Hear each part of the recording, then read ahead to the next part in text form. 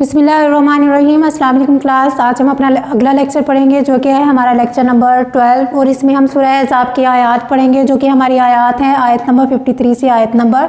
55 तक। और ये आपका सबक जो है ये छठा सबक है और इसका पहला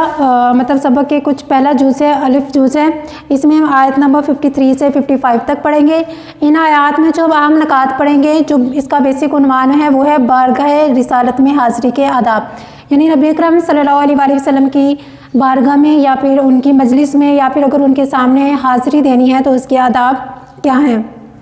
इन तीन आयत में अल्लाह रब्बुल इज़्ज़त ने वही आदाब बताए हैं। तो आइए हम अपने सबक का आगाज़ करते हैं। आयत नंबर 53 है, या अय्युहल्लज़ीना आमनू ला तदखुलू, ए मोमिनो तुम ना दाखिल हो बुयूतन नबीजी इल्ला अन युज़ाना, नबी के घर में यहाँ तक कि तुम्हें इजाज़त दी जाए। इला तुआमिन गैरा नाज़रीन इनाहू, और वहाँ खाना पकने का इंतज़ार ना करना पड़े। वलाकिन इज़ा दुइम तुम, लेकिन जब तुम्हें दावत दी जाए, फ़दखुलू, तो फिर तुम ज़रूर जाओ। फ़इज़ा ताइम तुम, फिर जब तुम खाना खा चुको, फ़न्तशिरू, तो तुम मुंतशिर हो जाओ। वला मुस्तानिसीना लिहदीसी, और बातों में जी लगाकर ना बैठ रहो। अब यहाँ तक अल्लाह रब्बुल इज़्ज़त ने जो अदब सिखाया है वो खाना खाने के या किसी के घर दावत पे जाने के आदाब है। अल्लाह रब्बुल इज़्ज़त ने सबसे पहले मोमिनों को मुखातिब किया है, यानी कि वो लोग जो ईमान लेकर आए हैं, जो अल्लाह और उसके रसूल पर ईमान लेकर आते हैं, उनको मुखातिब किया और फरमाया है कि नबी के घरों में दाखिल ना हो यहाँ तक कि तुम्हें इजाज़त दी जाए। यानी कि सबसे पहला अदब जो अल्लाह रब्बुल इज़्ज़त ने सिखाया है मोमिनों को वो क्या है कि बग़ैर इजाज़त पैगम्बर के घर में दाखिल, बग़ैर इजाज़त नबी अकरम सल्लल्लाहु अलैहि वसल्लम के घर में दाखिल ना हो या फिर उनके घर में ना जाएं यहाँ तक कि आपको इजाज़त दे दी जाए। यानी कि अगर नबी अकरम सल्लल्लाहु अलैहि वसल्लम अगर आपको अपने घर आने की इजाज़त देते हैं तो आप जाएं, अगर वो आपको इजाज़त नहीं देते तो आप ना जाएं। और दूसरा हुक्म अल्लाह रब्बुल इज़्ज़त ने दिया है कि उसके खाने के पकने का इंतज़ार ना करो, मगर इस सूरत में कि तुम्हें खाने की दावत दी जाए और उसके खाने के पकने का इंतज़ार ना करो। यानी कि अगर आपको खाने पर दावत दी गई है तो इसके लिए क्या करना है कि आपने इतनी देर पहले जाकर नहीं बैठ जाना कि आपको वहाँ बैठकर खाना पकने का इंतज़ार करना पड़े। अब इस सूरत में क्या होगा कि वो मेज़बान एक तरफ तो आपके लिए खाने की तैयारियां कर रहा है, दूसरी तरफ क्या है वो आपको भी टाइम दे रहा है, तो इसमें क्या होगा मेज़बान के लिए मुश्किल होगी। अगर आपको खाने के लिए दावत दी जा रही है तो फिर आप जाएँ, ज़रूर जाएँ, लेकिन थोड़ी देर पहले, ये नहीं कि आप बहुत देर पहले चले जाएं और वहाँ पर जाके मेज़बान को तंग करें। अब फ़र्ज़ करें कि अगर आपको किसी ने रात के खाने की दावत दी है, अब उसमें ऐसा नहीं होना चाहिए कि आप असर की नमाज़ के बाद ही उनके घर चले जाएं। अब उससे क्या होगा, एक तो जब आप जाएंगे मेज़बान को आपको टाइम देना पड़ेगा, आपकी सर्विंग करनी पड़ेगी किसी भी चीज़ के साथ, शरबत के साथ या चाय के साथ या जो भी वो कर सकेगा वो करना पड़ेगा, और उसके बाद फिर वो आपके लिए खाना भी तैयार करेगा। तो इसमें जो है वो मेज़बान के लिए तकलीफ़ और अज़ियत का बायस है कि वो आपके साथ जो है फिर ज़्यादा मुश्किल के साथ पेश आएगा। तो इसमें क्या है कि जब आपको दावत दी जाए तो ज़रूर जाएं और जब खाना खा चुको तो चल पड़ो। दूसरा असूल क्या बताया है अल्लाह रब्बुल इज़्ज़त ने कि दावत दी जाए तो ज़रूर जाओ, यानी खाने की दावत दी जाए तो ज़रूर जाओ, लेकिन उसके पकने का वहाँ पर इंतज़ार ना करो, यानी कि बैठ के उसके पकने का इंतज़ार ना करो, यानी कि बहुत पहले ना चले जाओ।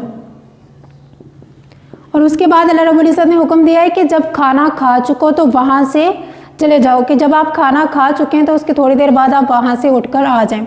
इसका फ़ायदा क्या होता है कि मेज़बान जो आपके लिए पहले से ही खाना तैयार कर रहा होता है, उसका काफ़ी टाइम लगा होता है, फिर वो आपके साथ भी बैठा होता है, तब भी वो उसका काफ़ी टाइम आपके साथ स्पेंड होता है, तो इस सारे टाइम ड्यूरेशन में, इस सारे वक्त के दौरान वो थक जाता है। ठीक है, तो उस सूरत में अल्लाह रब्बुल इज़्ज़त ने फरमाया है कि तुम खाना खा चुकने के बाद फ़ौरन वापस आ जाओ, ताकि मेज़बान जो है वो बाद के अपने काम मुकम्मल करने के बाद थोड़ी देर आराम भी कर सके। उसके बाद अल्लाह रब्बुल इज़्ज़त ने फरमाया कि बातों में जी लगाकर ना बैठ रहो। अब यहाँ पर अहले अरब का एक दस्तूर था कि वो जब भी कहीं पर जाते थे तो वहाँ पर बातें खोल कर बैठ जाते थे, लंबी लंबी मजालिस चलाते थे, लंबी लंबी बातें करते थे कि उनकी बातें ख़त्म ही नहीं होती थी। इससे क्या होता है कि अगर आप कहीं पर जाते हैं और लंबी चौड़ी बातें खोल कर बैठ जाते हैं तो मेज़बान को उससे तकलीफ़ होती है। उसके बाद अल्लाह रब्बुल इज़्ज़त ने फरमाया, इन्ना ज़ालिकुम काना यूज़िन नबी जी, یہ بات یقیناً نبی کو ایذا دیتی ہے، فَيَسْتَحْيِي مِنْكُمْ، اور وہ تم سے کہتے ہوئے شرماتے ہیں، یعنی کہ آپ پہلے سے جا کر بیٹھ جاتے ہو یا بغیر اجازت نبی کے گھر چلے جاتے ہو یا پھر کھانا کھانے کے بعد وہاں پر دیر تک بیٹھے رہتے ہو، اس سے کیا ہوتا ہے کہ نبی کو یہ بات ایذا دیتی ہے، تکلیف دیتی ہے، اور وہ تم سے کہتے ہوئے شرماتے ہیں، یعنی کہ تمہیں وہ یہ کہتے ہوئے شرماتے ہیں کہ گھر سے چلے جاؤ، یا پھر اگر آپ ان کے گھر گئے ہیں تو وہ آپ کو گھر سے واپس بھیج دیں، تو یہ باتیں جو ہے وہ نبی کو ایذا دیتی ہیں۔ لیکن اللہ رب العزت نے فرمایا واللہ لا یستحیی من الحق، لیکن اللہ تعالیٰ سچی بات کہنے سے نہیں شرماتا، یعنی کہ اللہ رب العزت کی ذات جو ہے اس نے ایک شریعت بنانی ہے، اس نے دین مکمل کرنا ہے، اور اس دین کو مکمل کرنے کے لیے اس نے اپنے محبوب پیغمبر نبی اکرم صلی اللہ علیہ وآلہ وسلم کو بھیجا اور ان کے ذریعے سے شریعت مکمل کرنی ہے۔ تو اس شریعت کو مکمل کرنے کے لیے اگر چھوٹی سے چھوٹی بات بھی کوئی ہوگی، اگر وہ حق ہے، وہ سچ ہے، تو اللہ تعالیٰ کی ذات وہ بات کہنے سے نہیں شرماتی۔ یہاں تک اللہ رب العزت نے جو احکامات دیے ہیں وہ کسی کے گھر دعوت پہ جانے کے، مطلب یہاں پہ ڈائریکٹلی جو ہے نا وہ نبی اکرم صلی اللہ علیہ وآلہ وسلم کے گھر کے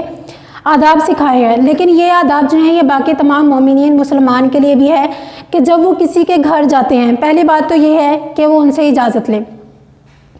سوشل میڈیا کا دور ہے آج کل، ٹیکنالوجی جو ہے وہ بہت زیادہ عام ہو چکی ہے، تو آج کل تو لوگوں کے لیے کسی بھی طرح کی مشکل ہے ہی نہیں، تو بہت زیادہ آسانی ہے کہ جب آپ کسی کے گھر جاتے ہیں تو ان سے پہلے اجازت لے لیں، یا پھر کم از کم ان کو جانے سے پہلے انفارم کر دیں۔ دوسری بات یہ ہے کہ ضرورت سے پہلے نہ چلے جائیں، یعنی کہ وقت سے بہت پہلے نہ چلے جائیں، اور تیسری بات یہ ہے کہ جب آپ کھانا کھا چکے ہیں یا پھر جب آپ کا وہاں پر کام ختم ہو جائے تو کام ختم کرنے کے بعد وہاں سے آ جائیں، کیونکہ میزبان آپ کو کبھی بھی نہیں کہے گا کہ آپ ہمارے گھر سے اٹھ کے چلے جائیں، کیونکہ وہ یہ بات کہتے ہوئے شرماتے ہیں۔ لیکن اللہ رب العزت نے یہ ادب بتا دیا ہے، جب اس جہان کے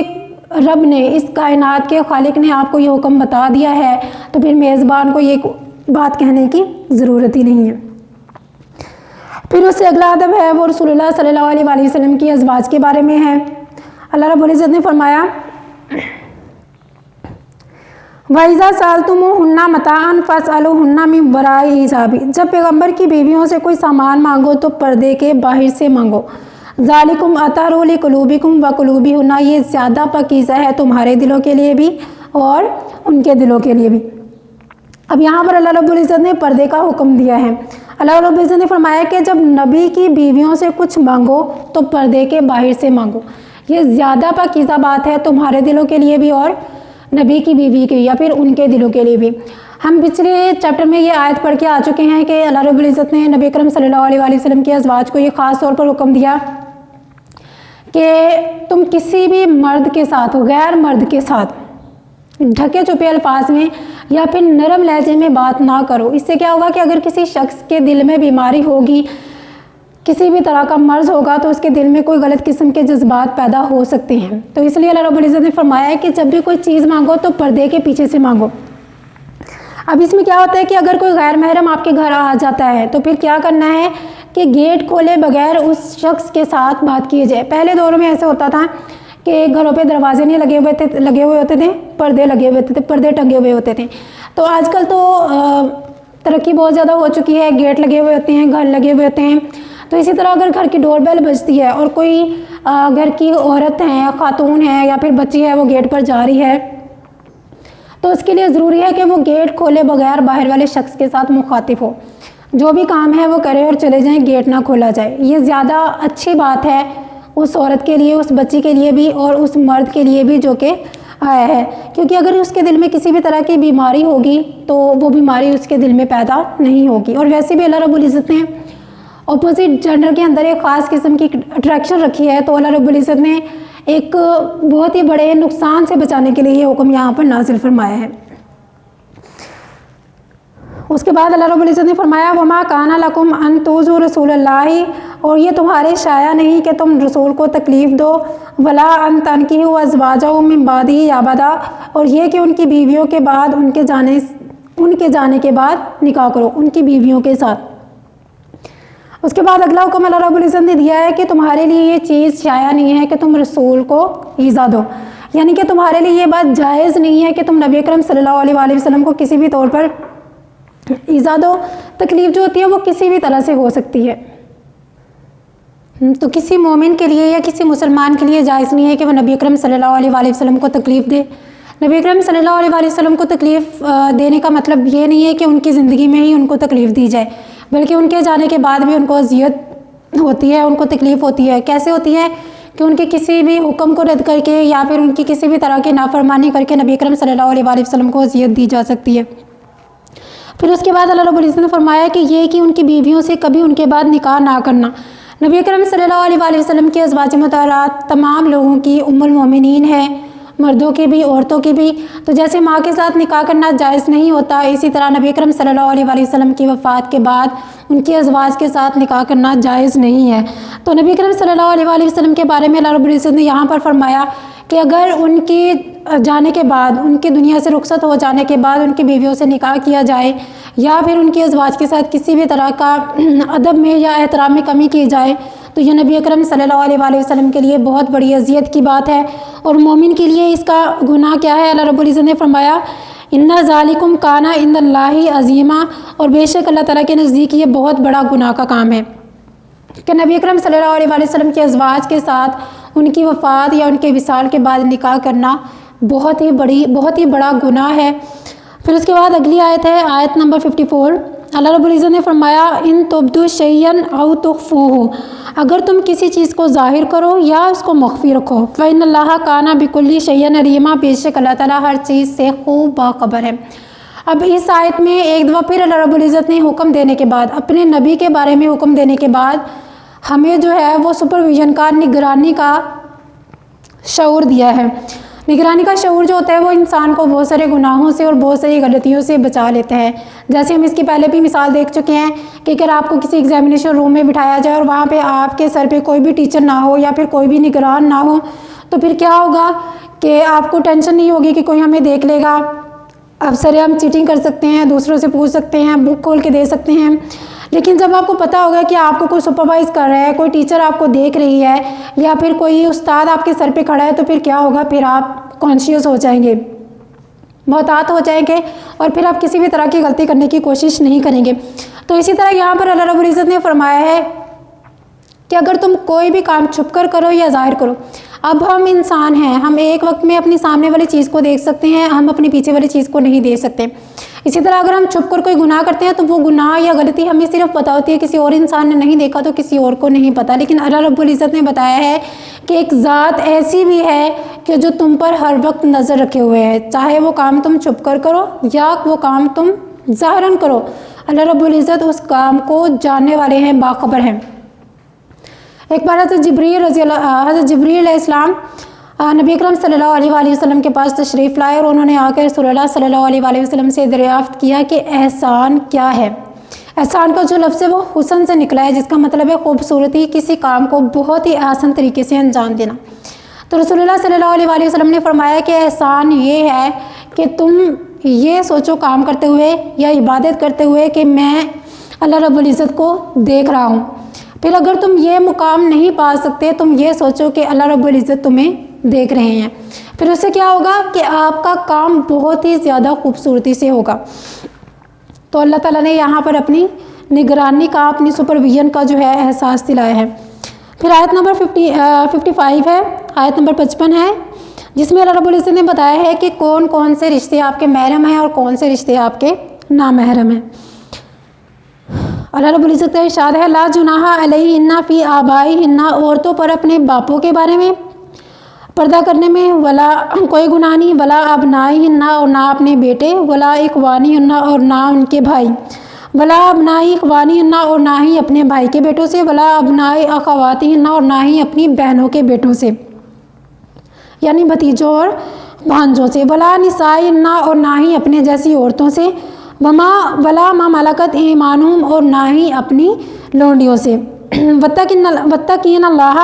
اور اللہ تعالیٰ سے ڈرتی رہو، ان اللہ کان علی کل شیء شہیدا، بے شک اللہ تعالیٰ ہر چیز پر نگاہ رکھنے والا ہے۔ اب اس میں اللہ رب العزت نے کچھ رشتے ہمیں بتا دیے ہیں جو رشتے ہمارے لیے محرم ہیں۔ وہ رشتے کون سے ہیں؟ سب سے پہلا باپ کا رشتہ، پھر اس کے بعد بیٹوں کا رشتہ، پھر بھائیوں کے جو بچے ہوتے ہیں وہ، اور جو بہنوں کے بچے ہوتے ہیں بھانجوں سے، भतीजों से, हम जिन्स ख़वातीन यानी कि जो हमारे ही जैसी औरतें होती हैं या लड़कियां होती हैं, और तीसरी एक इसमें बताई है लौंडियाँ यानी कि जो आपकी ग़ुलाम होती हैं, उनसे भी पर्दा करना जायज़ नहीं है। अब अल्लाह रब्बुल इज़्ज़त ने ये आपको एक सर्कल दे दिया है कि ये जो आपके हैं ये आपके महरम रिश्ते हैं जिनसे आप पर्दा नहीं करेंगे, लेकिन इनके बाहर, इस दायरे के बाहर जितने भी आपके रिलेशंस हैं वो आपके गैर महरम हैं, उनसे आपका पर्दा करना वाजिब होता है। अब ये बाप, बेटे, भांजे, भतीजे, हम जिन्स ख़वातीन और लौंडियाँ, अब इनके बारे में जो पर्दे का हुक्म है वो ये नहीं है कि इनके सामने भी आप सरेआम खुले फिरते रहें, ऐसा नहीं है, बल्कि अल्लाह रब्बुल इज़्ज़त ने फरमाया है, नबी अकरम सल्लल्लाहु अलैहि वसल्लम ने बताया था कि पर्दा जो है वो किस हद तक किया जाएगा। गैर महरम के सामने तो खैर पर्दा करना है तो आपने पूरे का पूरा कवर करना है, लेकिन इन रिश्तों के सामने अगर जाना है, आपका भाई है, आपका बेटा है, भांजा है, भतीजे हैं, तो इनके सामने जब आपने जाना है तो आपका सीना, ख़ास तौर पर औरत जो है उसका सीना जो है वो कवर होना चाहिए, उसका गला इतना खुला नहीं होना चाहिए, इतना डीप नहीं होना चाहिए कि नज़र आए। इसी तरह उसका बैक का जो गला है वो इतना खुला नहीं होना चाहिए कि वो नज़र आना चाहिए। वो सरेआम नंगे सर खुले बालों जो है वो अपने बाप, भाई, बेटे या भतीजों के सामने ना आ जाए। कम से कम अगर उसका नंगा सर भी है तो कम से कम उसके बाल जो हैं वो अच्छी तरह से बंधे होने चाहिए। इसी तरह आपके जो नीज़ हैं, एंकल्स हैं, जो आपके घुटने हैं, वो भी आपके उससे ऊपर आपकी टांगें जो हैं वो नज़र नहीं होनी चाहिए। ये इन रिश्तों के साथ भी आपका पर्दा जो है वो इस हद तक है। इसी तरह हम जिन्स ख़वातीन है तो आपकी अपनी जैसी कम्युनिटी हैं, वहाँ पर सारी की सारी ख़वातीन हैं या लड़कियाँ हैं या औरतें हैं, तो इनके सामने भी आप पर्दा नहीं कर सकते। वहाँ पर आप जो है अपनी मर्ज़ी के साथ जैसे भी रह सकती हैं, बाल खुले छोड़ सकती हैं, गले में दुपट्टा डाल सकती हैं, लेकिन वहाँ पर भी आपके लिए एक हद मुकर्रर की गई है कि आपका जो सीना है वो कवर होना चाहिए। लड़कियाँ होने के नाते आपका सीना कवर होना चाहिए, आपका गला इतना गहरा नहीं होना चाहिए कि आपके गले में से ज़्यादा जो है आपका जिस्म का हिस्सा नज़र आए। तो इन रिश्तों के साथ भी अल्लाह रब्बुल इज़्ज़त ने इतना पर्दा करने की इजाज़त दी है। वैसे भी अदब और एहतराम का तकाज़ा भी यही है कि बाप हो, बेटा हो या फिर भतीजा, भांजा हो या फिर कोई भी हो,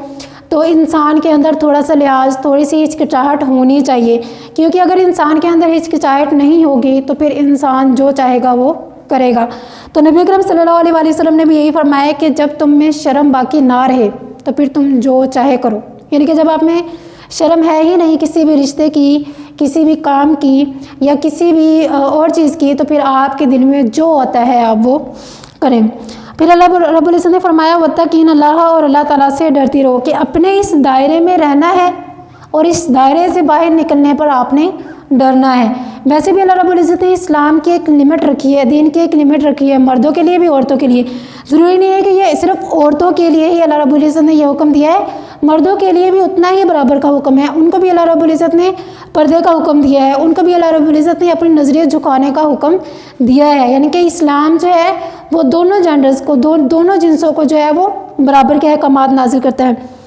फिर अल्लाह रब्बुल इज़्ज़त ने फरमाया कि बेशक अल्लाह ताला हर चीज़ से खूब वाकिफ़ है। अल्लाह रब्बुल इज़्ज़त ने अहकामात दिए, अहकामात नाजिल किए, हर